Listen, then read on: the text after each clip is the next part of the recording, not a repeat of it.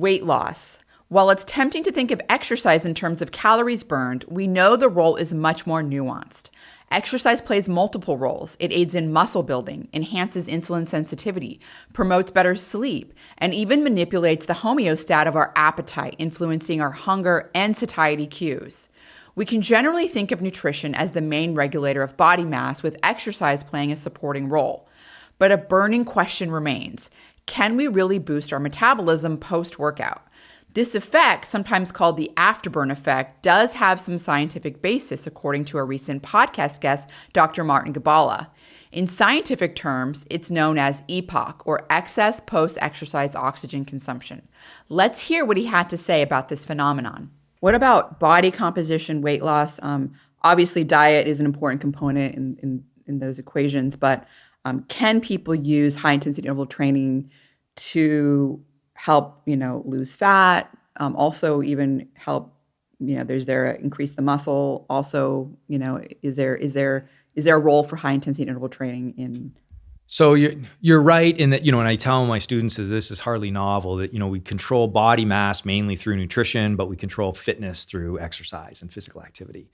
And so clearly exercise generally and high intensity exercise can play a role, a supportive role, in terms of weight management, body composition changes. We've shown in some of our 6 and 12-week studies that you can have measurable changes in body composition, such that there's a slight loss of fat mass, fat percentage, or a slight increase in lean mass with high intensity interval training. But it tends to be relatively subtle. And how it compares with continuous exercise, again, I think the biggest thing is there's probably a time-saving aspect there. And so you can do less total exercise, or certainly have a lower time commitment with more vigorous intensity exercise, and burn the same number of calories. There is something to the idea of, personal trainers talk about the afterburn effect, this idea of a heightened rate of metabolism in recovery. We've measured it. You look on the internet and you'll see these massive differences in afterburn, right? Where HIIT is way up here and moderate's way down here. It's certainly nothing to that magnitude. But there is a difference, but it tends to be relatively small and it dissipates relatively quickly.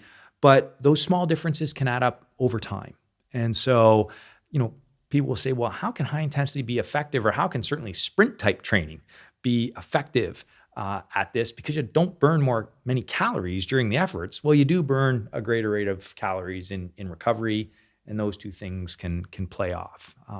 But again, I think right now the best data is, like a lot of the things we've talked about, you might get away with some time savings or a smaller total dose of exercise and still get to the same place with more vigorous activity.